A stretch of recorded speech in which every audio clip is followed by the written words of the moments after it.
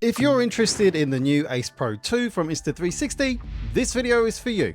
Let me run down the best settings you need to change straight away and some of the pro tips I use to get the very best out of the new features of the Ace Pro 2, because it really will blow you away with its capability. So yes, we've got a serious upgrade for the Ace Pro on our hands. The Insta360 Ace Pro 2 is a wide angle action camera co-engineered with Leica. Leica. It has a next gen 1 to 1.3 inch 8K sensor for amazing image quality and an upgraded lens too. Plus it's the first action camera with a dual AI chip, so it's super smart and super efficient. Thanks to Insta360 for sending me one to test, which means I can create this guide for you straight off the bat. Let's start with getting some of the basic settings right so you can take advantage of the best image quality that this camera has to offer. So let's start with sharpness, which you can find right here after swiping across from the right to access shooting settings for video. Now this is a prototype model, so the software might look a little different in terms of the interface, but the principles I outline here still stand and should be easy to find and follow. Sharpness settings are here at this triangle. Make sure you set this to medium for the most pleasing sharpness setting and to avoid that over sharpened look that can look quite artificial, especially when viewing on larger screens. This will make a big difference to the image quality you capture, and it's so much better to do this in camera rather than relying on post-processing to bring that sharpness down. Next, let's look at bitrate for recording. Swipe down to access this setting.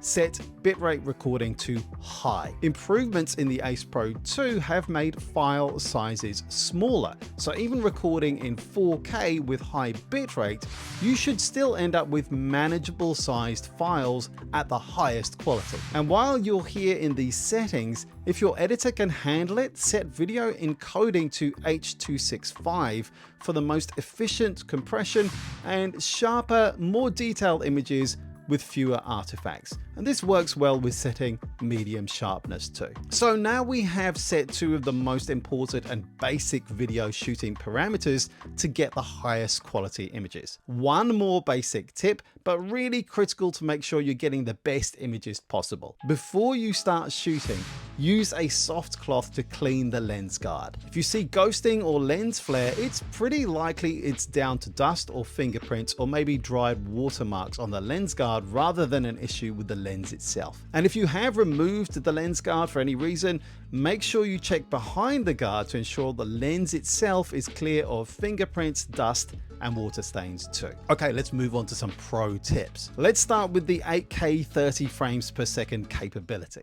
Hello my friends, this is shooting in 8K 30 on the Insta360 Ace Pro 2, and you may notice that I'm completely in focus as well, even though I'm holding it quite close.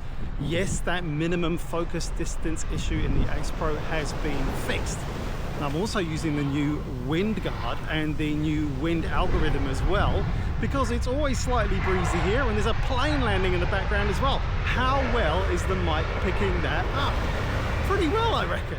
Now, just because you can shoot in 8K, should you? Well, it kind of depends on the conditions you're shooting in and what you want to achieve. The Ace Pro 2 is the first action camera with a dedicated pro imaging chip for noise reduction and image processing, plus a 5nm AI chip for further image processing and smoother performance. And 8K can deliver 300% more pixels than 4K for incredible detail and clarity. But should you be shooting in 8K all the time? Let me break it down for you. For best results, use 8K 30 outside during the day in places like beaches, on sunny days, city streets in the middle of the day, open fields on clear days, that kind of thing. For the most part, I suggest shooting in 4K. Shooting in 8K 30 can make the camera heat up quicker, which is important to know if shooting for extended periods of time or in warmer environments, or if you're stationary and you don't have moving air cooling your camera. You also may not get the best stabilization possible in 8K, so I'd avoid using 8K for fast or intense motion as well. For what it's worth, although the camera can shoot in 8K, I almost never shoot in 8K. I find the extra benefits of 8K capability in one key other way of shooting though, and I will come to that soon. Okay, let's move on to PureVideo mode, where the Ace Pro 2 really shines. With the camera's exceptional dual chip system and sensor, PureVideo mode makes everything look crystal clear, even in tricky lighting. It uses real-time AI noise reduction and boosted brightness to do that. Here's my pro tip here. Although I like shooting with the new 4K 60 setting to slow down the action for slow motion on 30 frames per second timelines, if you step back down in PureVideo to 4K 30, and you are shooting in 16:9, something rather special happens. This kickstarts a special sub mode called PureVideo Plus, which makes low light image quality even better. Here, check it out. This is your life now, the wasteland where we all take a vow.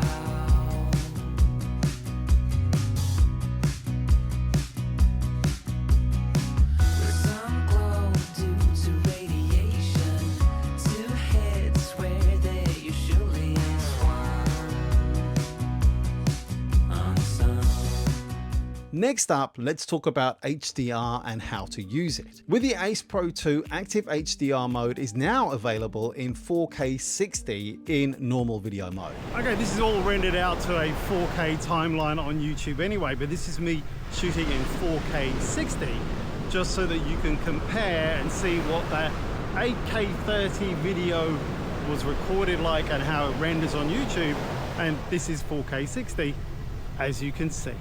Active HDR kicks your videos up a notch by giving them a powerful dynamic range, steady shots, and enhanced light and shadows in any adventure you're undertaking. Now, some people like it and other people don't. So here's my pro tip so you can shoot with your preferences in mind. The key thing here is to remember that active HDR is not a separate shooting mode. Simply swipe up from the bottom of the touchscreen to turn active HDR on or off. Here's how to get the best out of the next new feature in the Ace Pro 2, the iLog Advanced Color Profile. It captures more detail, giving you greater flexibility for color grading in post-production compared to the standard color profile or the flat color profile in the original Ace Pro. First, swipe right on the touchscreen and choose the standard most neutral color profile, and then switch iLog on. Check through the other settings to make sure you're following these tweaks for simplicity and get the best chance of great results. First, switch active HDR on,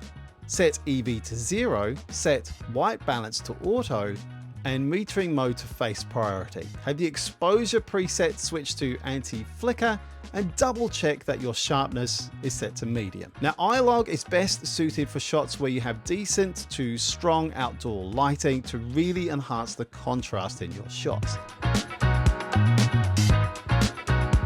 And there's a LUT available for that color grading too. I'll leave a link in the video description when it's publicly available. And if you're not at all interested in color grading, but you'd like a bit more variation in the types of color profiles you can shoot with, Insta360 and Leica have you covered with their new exclusive set of color profiles. I really like the new Leica natural profile, but there's vivid too. Okay, let's talk about some new upgraded hardware features and how best to use them. Now, the new flip screen is a bit bigger at 2.5 inches versus 2.4 inches. It's 6% brighter and with 70% more pixel density compared with the original Ace Pro, and it's built for better durability too. It's quite an improvement. Here's some pro tips on how to use that flip screen. Now, if you have it from 0 to 90 degrees, it's perfect for regular scenes or those low angle shots where you've got it down close to the ground and some unique angles you might think of. It's super easy to preview that shot at all times with the flip screen at those angles. Now, the 180-degree flip up is great for selfies and vlogging. You can get a better preview with more accurate framing with that really large screen. Now, here's a tip for a cool POV shot. Just bite the screen or clip it onto your shirt. Now, that clipping to the shirt or the jacket could be really cool in a pinch, shooting in free frame if you want to keep your hands free. Doesn't really matter if it's kind of vertical or not. Okay, yeah, look, shoot in free frame like that, and it'll work in a pinch if you've got nothing else with you. That's actually, whoop, got to be really careful though. Okay, let's talk about the wind guard that's new and comes pre-installed on the camera. The Ace Pro 2 is the first camera with an integrated wind guard quite like this to help minimize noise, and it easily snaps in and off when you need it there or not. Here's some pro tips on when and how to use it best. It's going to work best when you're trying to capture in, windy conditions, obviously, but also where wind rush is being created. Think mountain biking, road cycling, motorcycling, or skiing perhaps. But it works best when you pair it with selecting the wind reduction mode from the audio algorithm menu to optimize for the best audio quality in windy conditions. Here's definitely when not to use the wind guard: when underwater. Replace it with the included mic cap that comes in your package for the best audio performance underwater. Here's another improvement pro tip for using the Ace Pro 2 on your motorbike with Bluetooth compatible headsets. You can pair your motorcycle helmet with headsets from Sena, Cardo, and more for clear dual track audio and hands-free control of your camera. Now with dual track, you can add audio from your Bluetooth headset and the camera's mic or an external mic and mix them in the Insta360 app or other editing software you prefer. Here's the list of Bluetooth headsets compatible with this new dual track compatibility at the time I published this video. And if you have a Cardo system, these support group audio recordings when paired with the Ace Pro 2.